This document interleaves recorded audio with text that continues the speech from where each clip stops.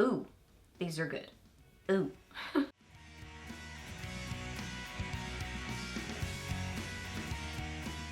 Hey guys, welcome back. So I got Friday favorites and Fooeys for you today, and I've got a random mix, like revisited favorites, a newer favorite. I would say a newer favorite and then mostly revisited favorites. Kind of more purpley, taupey, pinky sort of colors, I would say. So maybe like more cool toned pinks. Yeah, brown mascara. Been liking that a little bit more. And yeah, just some good things to chat about. So, if you're new here, my name is Leslie. Welcome. I love to do favorites videos, new at the drugstore reviews, empties, get ready with me's, just a lot of fun stuff here on my channel. So if you're new, I would love it if you hit that subscribe button and stuck around for a while. I'd love to have you here on my channel.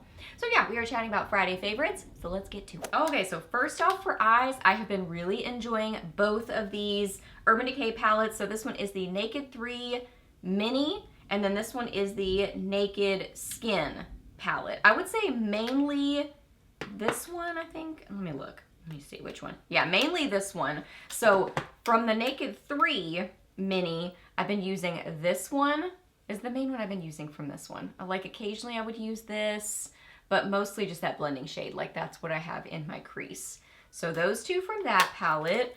And then from this palette, I love this packaging. This is just beautiful. That is gorgeous. From this palette, this blending shade, so I do have a little bit of this on, and then this one right here on my lid, but I have it topped with something else. It's beautiful.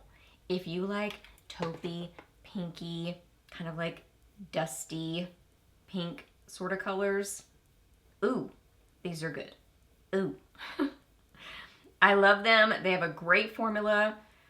Urban Decay is just one of those like nostalgic brands for me. It's kind of like MAC, like one of the first higher end brands that I started playing with. I don't know why I'm re-swatching this, but I feel like I don't have it swatched well enough that you could, well, yeah, no, that's not the one I meant to re-swatch.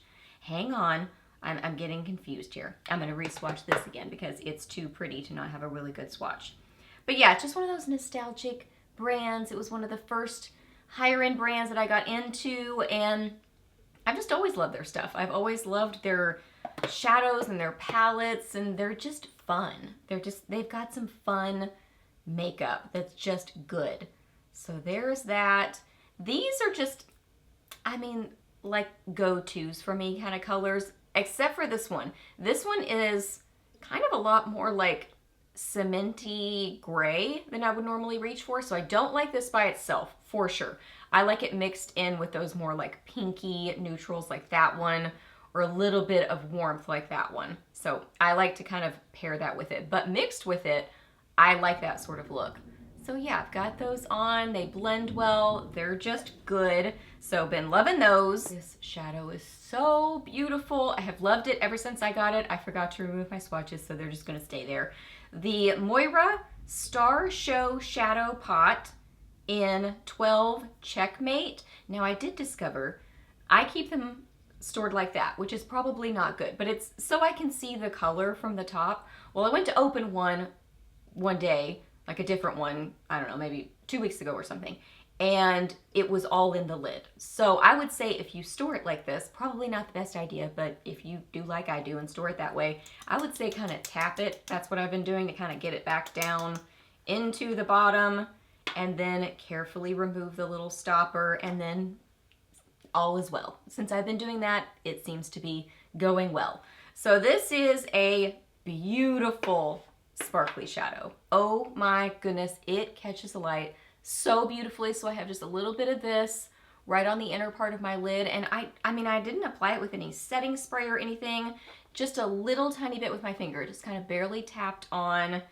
I especially love that super sparkly metallic look, kind of like right here on my eyes.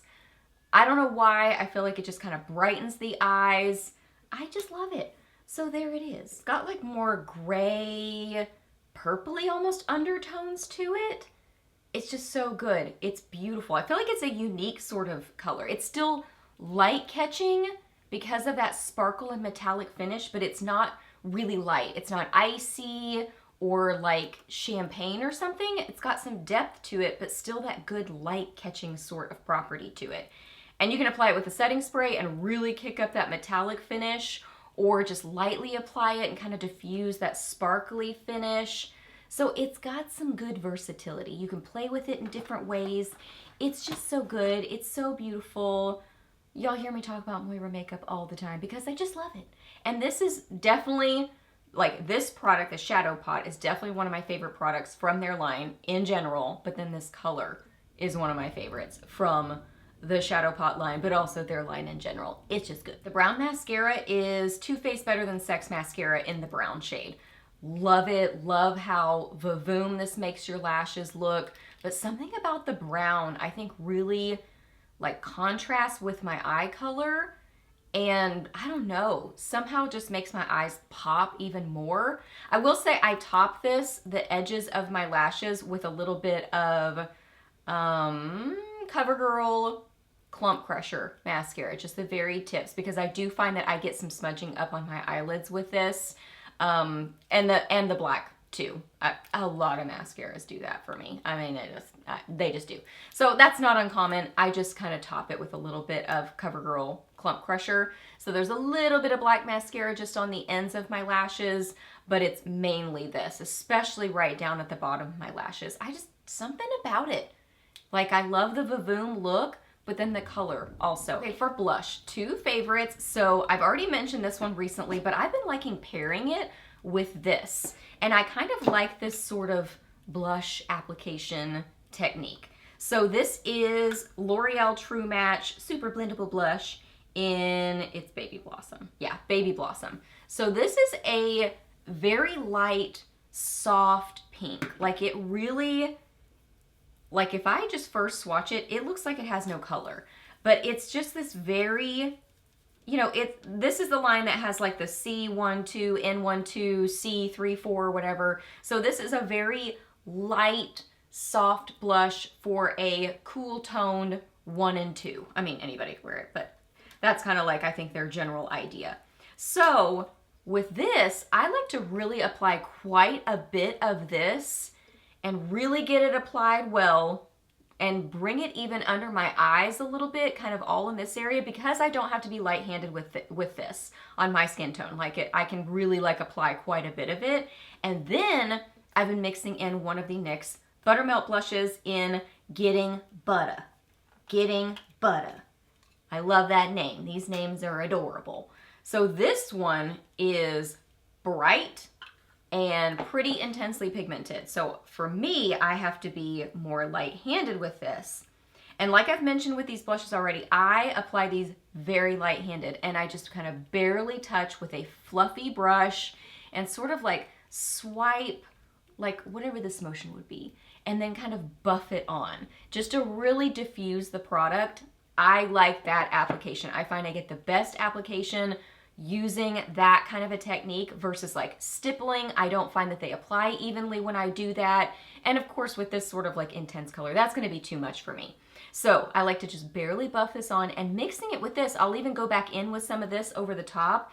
It just kind of diffuses this and just makes this very pretty pinky cheek. So yeah, maybe like try that. Have you ever, I'm sure this is not like mind-blowing idea here, but kind of diffusing a more intense blush with a blush that's going to be a little bit more muted or soft on your skin tone. So that's what I've been doing, and I've been liking that sort of application technique. Okay, and then last up for lips, this is an old favorite. I actually just got a new tube of this recently. Maybelline Lust for Blush. Lust for Blush. And it is a beautiful, like, purpley pink. And I feel like this is a pretty unique pink. Like, it's sometimes harder to find more purpley pinks that aren't really purple. Like, it's still a pink. It still looks like a pink, but it's not peachy. You know what I mean? And it's not bubblegum pink. It's just got that sort of like almost orchid undertone or something. I love it. I love this formula. It's a really nice, comfortable matte. Still flattering on the lips. Doesn't feel dry, but it's just low maintenance and wears well. And I think it looks nice too. Like, it's a smooth looking matte lipstick, not patchy or anything. They're just good, and they're so affordable. So just an old favorite that I've loved for a long time. it's a good one. Okay, so those are all my favorites. So hope that you really enjoyed this video. Please hit a thumbs up if you did. Let me know down below what you have been loving or maybe not so much loving. Let me know what you've been up to recently. I would love to hear that. Ask me any questions that you have. I'm happy to answer those. Please subscribe to my channel if you're not already, and I'll see you in my next video.